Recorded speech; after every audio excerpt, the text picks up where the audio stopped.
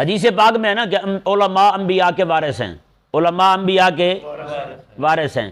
میں آپ کو بتاتا ہوں سچا وارث کون ہے جی، مثال دیتا ہوں، سمجھاتا ہوں۔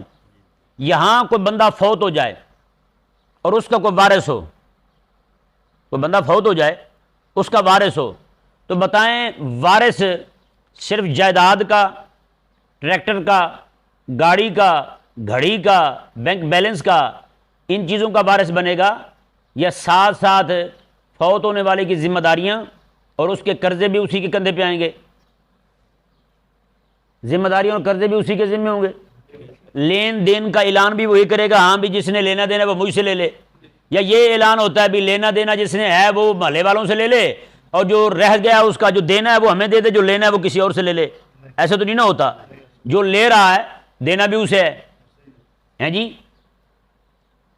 جو وارث ہے ساری چیزوں کا وارث بنے گا، اس کی طرف سے دکھ تکالیف ہے اس کا وارث بھی وہی، ذمہ داری ہے اس کا وارث بھی، قرضہ ہے اس کا وارث بھی وہی۔ جائیداد کا جب وارث ہے تو باقی چیزوں کا بھی تو وارث ہے نا۔ اب دیکھیں، یہ میں نے آپ کو بات سمجھا دی کہ وارث ہر چیز کا بنتا ہے۔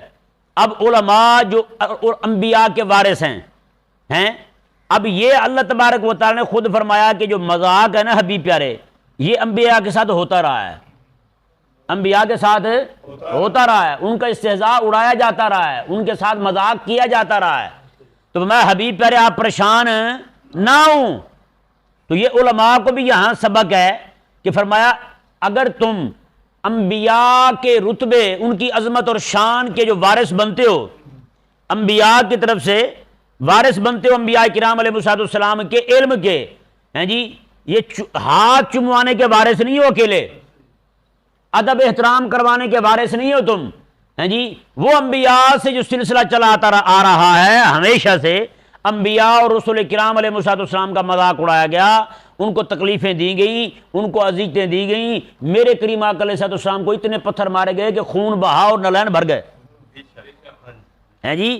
آج کوئی عالم رسول اللہ علیہ السلام کے دین کی خاطر باطل سے ٹکرا رہا ہے، نظام میں باطل کو للکار رہا ہے، اور اس کے بدلے میں اس کو اذیتیں آ رہی ہیں، تکلیفیں آ رہی ہیں، تو اس عالم کو لاکھوں سلام، اس کا سلسلہ نسب علمی جو ہے وہ واقعی رسول اللہ تک پہنچ رہا ہے۔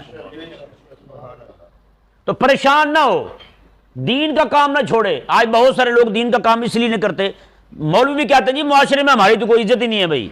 میں کہتا ہوں خدا کے بندے، یہ عزت کم ہے کہ انبیاء کی وراثت میں جو چیزیں تھیں نا، جو چیزیں انہیں پہنچی تھی وہی ساری تجھے پہنچ رہی ہیں، کہ نہیں سمجھ آیا مسئلہ؟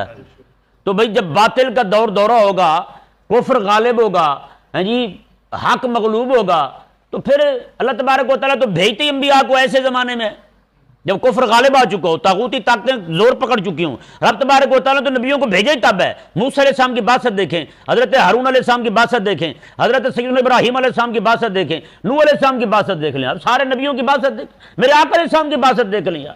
پوری دنیا میں کفر پھیل چکا ہے، پوری دنیا میں کفر غالب آ چکا ہے، کفریہ حکومت، طاغوتی نظام سارے کا سارا جناب مضبوط ہو چکا ہے۔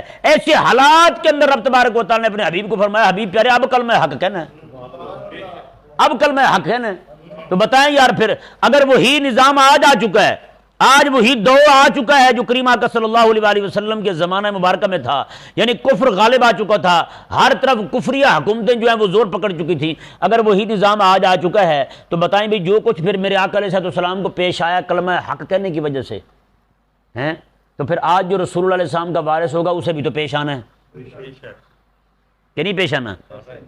آج کتنے سارے مولوی ہیں بیچارے جو سوسائٹیوں میں بڑی بڑی جگہوں پر بیٹھے ہیں، حق کلمہ نہیں کہتے ہیں، اور یہ کہہ کے بیٹھے ہوئے ہیں جی وہ حق سنتا ہی کوئی نہیں جی، حق برداشت ہی کسی کو نہیں ہوتا، حق برداشت ہو تو کہہ تو صحیح ہیں، وہ کہتے جی مسجد سے چھٹی ہو جائے گی پھر ہیں۔ بڑے بڑے مولوی پیر، میں کہتا ہوں قسم خدا کی جس بندے نے زندگی ساری رسول اللہ کا اپنے آپ کو وارث کہہ کر، رسول اللہ کا وارث کہہ کر جس نے اپنے آپ کو، اپنے ہاتھ چموائے، اپنے پیر چموائے، اپنی ایک ایک چیز چموائی، لیکن رسول اللہ علیہ السلام کے دین کی خاطر کبھی ایک گالی بھی نہ سنی ہو، اس نے رسول اللہ علیہ السلام کے دین کی خاطر کبھی اس کا مذاق ہی نہ اڑایا گیا ہو، تو میں کہتا ہوں اس کا سلسلہ نسب علمی جو ہے وہ رسول اللہ تک نہیں پہنچتا۔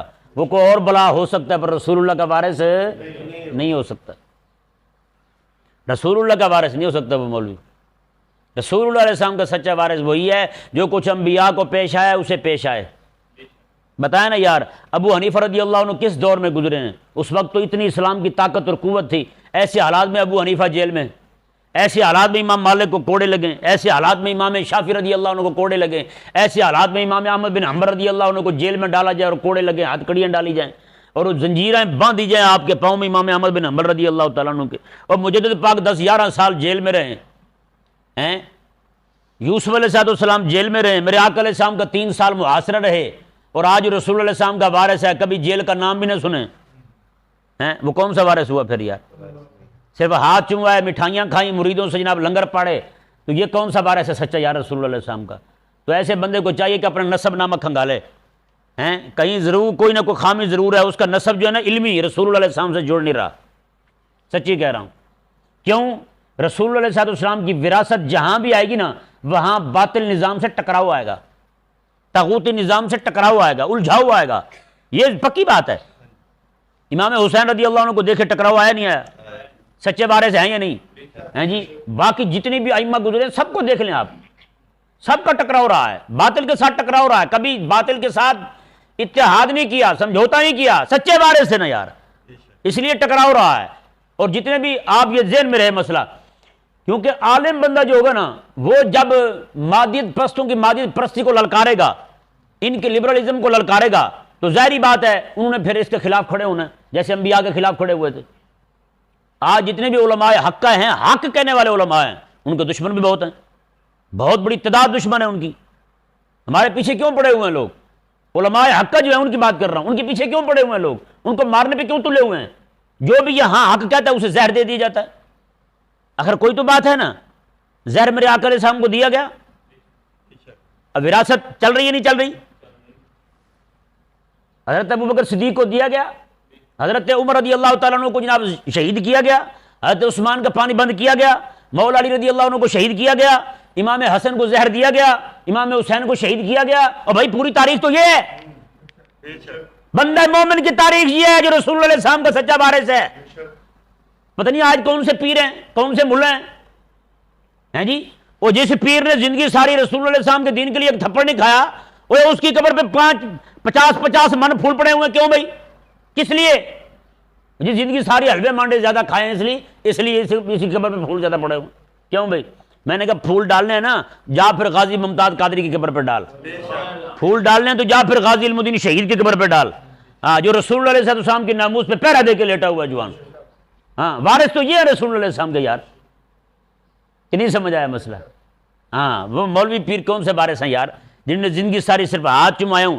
ادب احترام وہی کیا, اپنا ادب انہوں نے وہی بتایا جو رسول اللہ کا ادب تھا. قسم خدا کی, آپ پیروں کے گھروں میں چلے جائیں, پیروں کے کمرے کے باہر کھڑے ہو کے کسی کو اونچا بولنے کی ہمت نہیں ہے وہاں, کوئی نہیں بول سکتا اونچا. اداب وہ جو رسول اللہ علیہ السلام کے ہیں.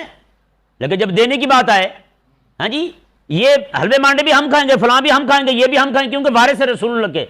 جی مار کھانی ہے, نہیں جی ہم نہیں, ہم تو بڑے بزرگ ہیں, ہم تو بڑے یہ ہیں جی, ہم تو کسی کو کچھ نہیں کہتے. یہ کیوں یہاں پاؤں کے پیچھے کیوں کھینچتے تمہارے بھائی؟ یہ وراثت کیوں نہیں لی تم نے؟ اسے ثابت ہوا تمہارا سلسلہ نسب علمی جو ہے وہ توڑ تک نہیں جا رہا, وہ موڑ سے واپس آ جاتا ہے.